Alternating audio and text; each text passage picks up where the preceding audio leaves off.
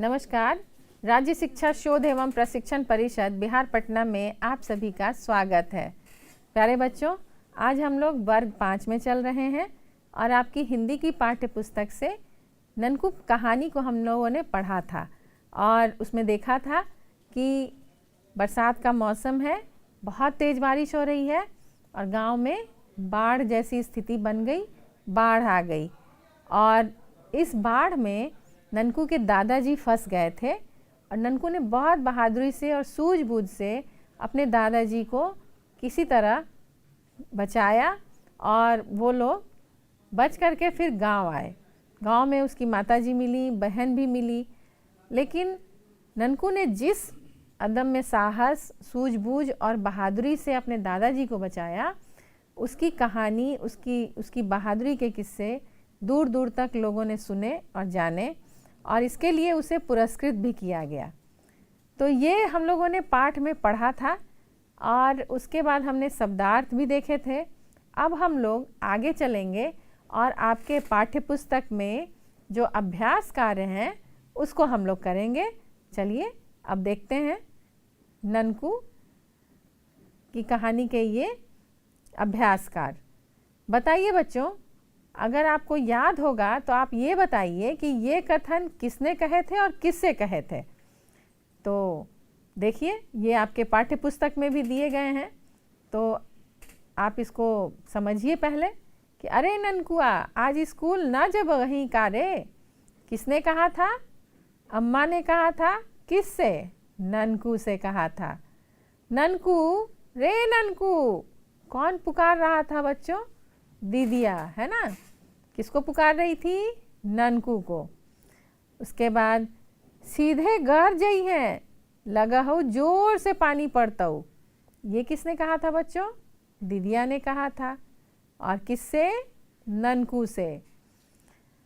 अब बाबा घरबा के भीतर चलो, पानी पड़ता। किसने कहा? ननकू ने और बाबा से कहा था। अरे हम तो कितना देरी से बैठल हली। ये किसने कहा था? बाबा ने कहा था। किससे? ननकू से। हमर मान तो ई सब गोबर मट्टी में गाड़ दे, खाद बन जैतौ। किसने कहा था बच्चों? ननकू ने दीदिया से कहा था। तो ऐसे ही जो कुछ वाक्य वहाँ आए थे बच्चों, आप ध्यान दीजिए कि उसने किसने कहा था और किससे कहा था, और इसे आप अपने पाठ्य पुस्तक में ज़रूर लिखिए। चलिए आगे देखते हैं बच्चों। इस पाठ में एक ललमुनिया नाम का भी किरदार था। बताइए कौन थी ललमुनिया और ननकू ने उसके परिवार की क्या सहायता की थी? तो याद कीजिए। चलिए देखिए हमने क्या लिखा है। ललमुनिया उसी गांव की एक लड़की थी। ननकू ने उसका सामान उठाने में उसके परिवार की सहायता की थी, क्योंकि आपको याद होगा बच्चों कि ललमुनिया और उसकी दादी जो थी वो सामान को समेट रही थी और बाहर वहीं जो ऊंचे स्थान होते हैं वहाँ जाने की तैयारी कर रही थी। तो ननकू ने उसकी मदद की थी। चलिए अगले अभ्यास की तरफ चलते हैं। ननकू को कब लगा कि अब उसे घर की तरफ जाना चाहिए और क्यों? क्योंकि ननकू तो मदद कर रहा था, अचानक उसे लगा था। बताइए कैसे, कब लगा था?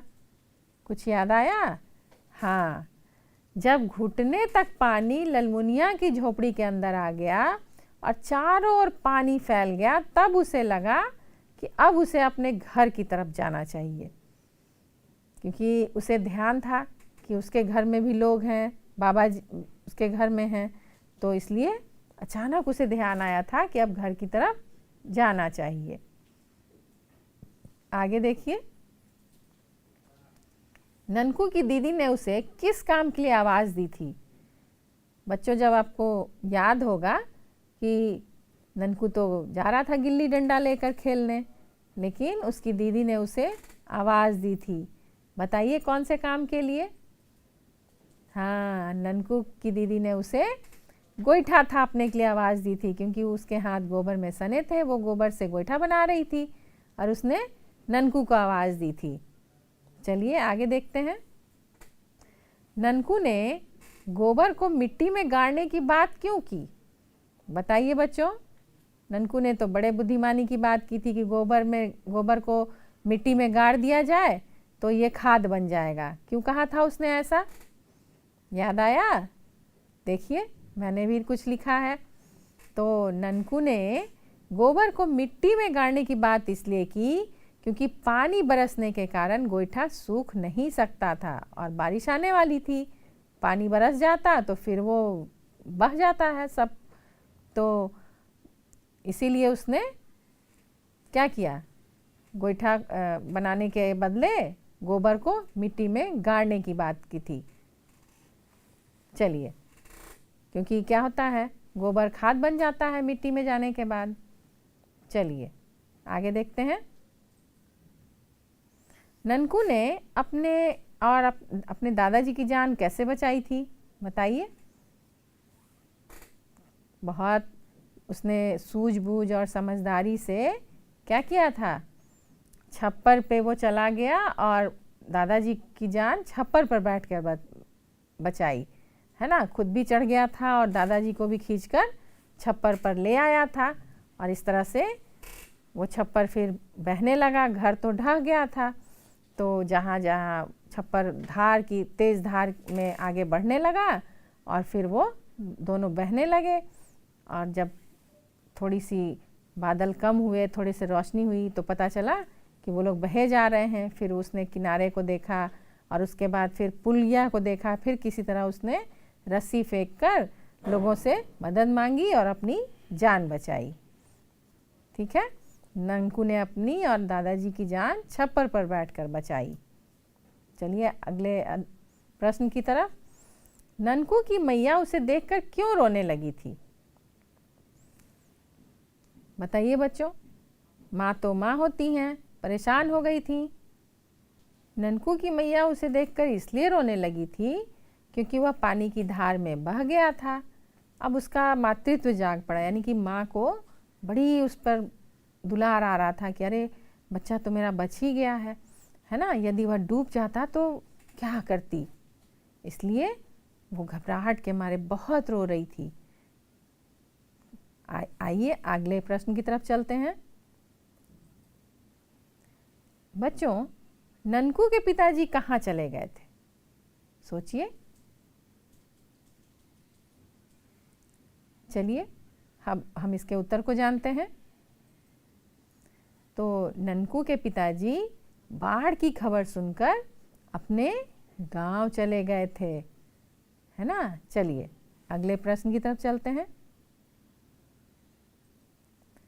बाढ़ के कारण ननकू के गांव में बहुत नुकसान हुआ। और बाढ़ के कारण आपके गांव शहर में क्या नुकसान होता है? क्या आपके तरफ भी बाढ़ आती है? सोचिए, अगर आती है तो बताइए और लिखिए उसको, है ना, लिखिए। क्योंकि बच्चों, बाढ़ के कारण हमारे गांव शहर के मकान क्षतिग्रस्त हो जाते हैं, घर का सामान पानी में बह जाता है, मवेशी बह जाते हैं, पेड़ भी बह जाते हैं, बहुत सारे पेड़ उखड़ जाते हैं ना, और फसल भी बर्बाद हो जाती है। तो बहुत सारा नुकसान होता है। चलिए देखते हैं आगे। बच्चों, बाढ़ से बचाव या बाढ़ को रोकने के क्या उपाय हो सकते हैं? क्या आप बता सकते हैं कि कैसे हम इसके जो खतरे होते हैं उनसे कैसे हम बचेंगे? सोचिए, फिर बताइए। देखिए इसका क्या उत्तर हो सकता है। बाढ़ से बचाव या बाढ़ को रोकने के लिए नदी के दोनों तरफ मजबूत बांध बनाकर, डैम बनाकर, एक नदी को दूसरी नदी से जोड़कर बाढ़ को रोका जा सकता है। इसके साथ ही नदी की गहराई को बढ़ाकर भी बाढ़ से होने वाले नुकसानों को कम किया जा सकता है। लेकिन बच्चों, बाढ़ तो आती ही है और ये एक प्राकृतिक आपदा भी है। बाढ़ से जो नुकसान होते हैं इसके लिए पूर्व में तैयारियां करके और बाढ़ के दौरान भी कुछ सावधानियों को बरत के हम इसके होने वाले नुकसानों को बहुत हद तक कम कर सकते हैं। चलिए हम आगे देखते हैं, अगले प्रश्न की तरफ चलते हैं। बच्चों, ननकू ने कैसे अनुमान लगाया कि वह पटना शहर के पास बह रहा है? क्योंकि उसे तो चारों तरफ पानी ही पानी दिख रहा था। अब आप सोचिए और बताइए इसका उत्तर क्या हो सकता है। चलिए देखते हैं। जब घुप अंधेरा छट गया तब ननकू को चारों ओर की वस्तुएं दिखाई देने लगीं। बड़े बड़े भवन को देखकर उसने अनुमान लगाया कि वह पटना शहर के पास गंगा की धारा में बह रहा है। अर्थात ऊंचे ऊंचे भवनों को देखकर वह समझ गया था कि वह पटना शहर के पास है, क्योंकि उसने सुन रखा था कि उसके बाद गांव के बाद शहर है। उसके पिताजी भी शहर गए थे, है ना। इसी से उसने अनुमान लगाया। चलिए आगे देखते हैं। अब आपको क्या करना है बच्चों कि यहाँ कुछ मुहावरे दिए गए हैं, तो इन मुहावरों का प्रयोग करके आपको वाक्य बनाना है। आओ देखा ना ताव, टकटकी लगाना, दहाड़ मारकर रोना, खुशी से झूम उठना, अंधेरे का दीपक होना, बुढ़ापे की लाठी होना। बच्चों, आपको ध्यान होगा कि ये सारे मुहावरे जो थे इस पाठ में कहीं ना कहीं आए थे, आपने पढ़ा भी है। तो आप उसके आधार पर या उस पाठ में जो वार्तालाप है, पाठ में जो कहानी है, उसके आधार पर भी आप इससे वाक्य बना सकते हैं। तो कोशिश कीजिए, देखिए क्या इसका उत्तर हो सकता है ना। आओ देखा ना ताव, ननकू आओ देखा ना ताव छप्पर पर चढ़ गया, यानी कि बहुत फुर्ती से, है ना। टकटकी लगाना मतलब एक टक देखना, तो ननकू की माँ अपने पुत्र के लिए टकटकी लगाए बैठी थी। और दहाड़ मारकर रोना, जैसे अगर किसी की मौत हो जाए तो बहुत अचानक से तेजी से रोने लगते हैं लोग, है ना। तो बेटा की मौत का समाचार सुनकर माँ दहाड़ मारकर रोने लगी। या खुशी से झूम उठना मतलब बहुत खुश हो जाना, परीक्षा में प्रथम स्थान आने पर मोहन खुशी से झूम उठा। अंधेरे का दीपक होना, महेश अपने परिवार का अंधेरे का दीपक है। बुढ़ापे की लाठी होना, पुत्र माँ बाप के बुढ़ापे की लाठी होता है, यानी कि सहारा, है ना। तो बच्चों, इस तरह से और भी ये बहुत सारे मुहावरे हैं, आप उनको देखिए और उनसे वाक्य बनाइए। देखिए आपसे बनता है कि नहीं। आगे देखते हैं। बच्चों, ननकू कहानी में कई जगह खास तरह की भाषा या शब्दों का प्रयोग हुआ है, उनका अर्थ आपको बताना है। आपने पहले भी देखे हैं कि कौन सी बात का क्या अर्थ है। चलिए अभी फिर हम लोग देखते हैं अंत में। जैसे घुप अंधेरा यानी कि घना अंधकार, झिड़की खाना, डांट सुनना, धौल खाना, मार खाना। ये थे कुछ शब्द जो इस पाठ में आए थे, और आप ऐसे ही अन्य वाक्यों को भी ढूंढिए और देखिए कि उसके क्या अर्थ हो सकते हैं।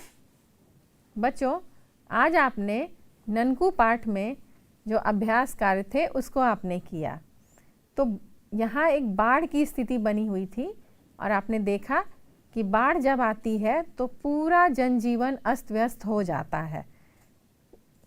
बच्चों, इस स्थिति से निपटने के लिए कभी कभी कुछ पूर्व तैयारियां भी करनी होती है और बाढ़ के दौरान भी कुछ सावधानियां बरतनी होती है, जिससे हम बहुत सारी समस्याओं से बच सकते हैं।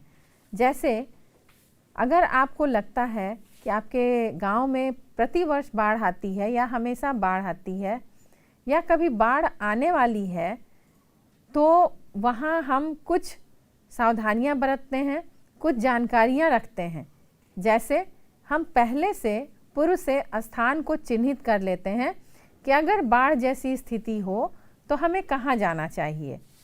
या तो सामुदायिक भवन होते हैं या ऊंचे ऊंचे ऐसे जगह होते हैं जहाँ गांव से वो ऊंचे जगह पर जाकर हम शरण ले सकते हैं। दूसरी बात कि जो हमारे घर में सामान होते हैं जिन्हें हमें अपने साथ ले जाने की ज़रूरत होती है, उन सामानों को, जैसे आपका बैंक का पासबुक है, आधार कार्ड है, कुछ शैक्षणिक जो सर्टिफिकेट होते हैं, आपके प्रमाण पत्र होते हैं, और इन सभी कागजात को, घर के कागज़ होते हैं, ज़मीन के कागज़, इन सभी कागजात को एक प्लास्टिक के फोल्डर में लपेटकर हम लोग एक आपातकालीन किट तैयार करते हैं और उसमें इसको रखते हैं। साथ ही कुछ ज़रूरी जो कपड़े होते हैं, खाने पीने के सूखे खाद्य सामग्री जो होते हैं, खाने के सामान जैसे बिस्किट, चूड़ा, गुड़, आटा, सत्तू, चीनी, नमक, इन सभी चीज़ों को भी हम उस आपातकालीन किट में रखते हैं।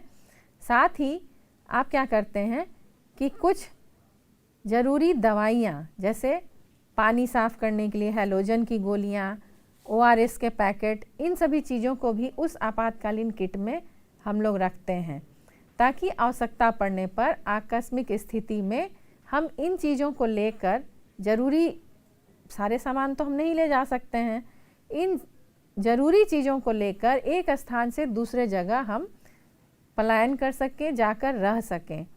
दूसरी बात कि बहुत बार क्या होता है कि सरकार की तरफ से भी राहत सामग्री वितरित की जाती है और राहत केंद्र लगाए जाते हैं जहां पर लोग शरण लेते हैं। उन सभी चीज़ों की जानकारी रखिए। बाढ़ आने वाली की स्थिति में हमें अपने स्वास्थ्य का भी ध्यान रखना पड़ता है बच्चों। तो आप अगर ऐसे कहीं जगह पे हैं जहां हमेशा बाढ़ आती है, तो कभी भी आप पानी को उबाल कर पिएं, भोजन को हमेशा ढक कर रखें, खुले और वैसे जगह में ना रखें जहाँ पे कि ज़्यादा मक्खी मच्छर और दूषित हो जाए वो खाना। तो वैसे जगह पे हमें नहीं रखना है खाने पीने की चीज़ों को। और एक टॉर्च, एक रेडियो, इन सभी को भी अपने साथ लेकर जाएं, ताकि रात में जब आप कहीं जाते हैं वैसे स्थिति में तो रोशनी के लिए टॉर्च हो आपके पास। और इस बाढ़ के स्थिति को, कब ये स्थिति ख़त्म होगी, कब पानी उतरेगा, ये इन सभी चीज़ों की जानकारी के लिए एक रेडियो हो साथ में, तो वो भी अच्छा होता है। साथ ही बहुत सारे लोग अपने साथ एक लाठी भी रखते हैं, डंडे को रखते हैं, ताकि पानी की गहराई को नापा जा सके कि कहाँ कितना पानी है। ऐसा ना हो कि लोग अचानक से पानी में जाएं और डूब जाएं।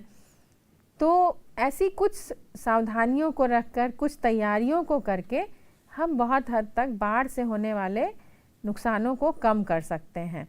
साथ ही जब आप इस तरह की स्थिति में फंस जाते हैं तो सबसे पहला काम है कि आप बिल्कुल ना घबराएं। जैसे ननकू को आपने देखा कि उसने बहुत हिम्मत से काम किया और वो घबराया नहीं। और कुछ ऐसे फ़ोन नंबर, जैसे आपके गांव के जो मुखिया हैं या आशा दीदी हैं या और भी स्वयं सहायता समूह के जो सदस्य होते हैं, उनके नंबर भी आपको अपने पास ज़रूर रखने चाहिए। बच्चों, इस तरह से थोड़ी सी जागरूकता से और थोड़ी तैयारी से आप लोगों को जागरूक कर सकते हैं और उनसे इसके होने वाले कुप्रभावों को कम कर सकते हैं। क्योंकि बाढ़ तो इतनी भयावह होती है, इतना ज़्यादा मात्रा में पानी आ जाता है कि उस पर नियंत्रण पाना मुश्किल हो जाता है। धीरे धीरे बाढ़ का पानी कम भी होता है, और जब बाढ़ का पानी कम हो जाता है तो उसके पीछे बहुत सारा विनाश, बहुत सारी बर्बादियां छोड़ जाता है। उसके बाद बहुत ज़रूरी है कि जहां बाढ़ का पानी आया था उस जगह की साफ़ सफाई, वहां ब्लीचिंग पाउडर का छिड़काव हो, पूरे घर को, सामानों को, हर चीज़ को साफ़ सुथरा किया जाए, और तभी वो फिर रहने योग्य हो पाता है। क्योंकि जो भी लोग ऐसे जगह पे रहते हैं वो समझ सकते हैं, वो बता सकते हैं कि कितनी सारी परेशानियां आती है। स्वास्थ्य संबंधी परेशानियां भी बहुत ज़्यादा आती हैं, क्योंकि जितने भी घर के जो सामान होते हैं पानी से ख़राब हो चुके होते हैं, घर में पानी घुस जाता है, शौचालय ख़राब हो चुका रहता है, धंस जाता है, यहाँ तक कि जहाँ से हम लोग पानी लेने जाते हैं चापाकल भी डूब गया होता है या फिर उसमें भी दूषित पानी चला जाता है। तो पीने के पानी को हमेशा उबाल कर पीना चाहिए इस दौरान, या हैलोजन की गोली का जो हमने बात किया, तो हैलोजन की गोली से, क्लोरीन की टिकिया से पानी को शुद्ध करना भी ज़रूरी होता है। तो इन सभी चीज़ों का ज़रूर ध्यान रखना चाहिए। बच्चों, आज की कक्षा में हम लोगों ने बाढ़ और उससे संबंधित ये जो पाठ था इसको हम लोगों ने देखा और बहुत सारी जानकारियाँ भी प्राप्त की। आज की कक्षा में इतना ही। हम लोग फिर मिलेंगे एक नए विषय के साथ और बहुत सारी जानकारियों के साथ। तब तक के लिए नमस्कार।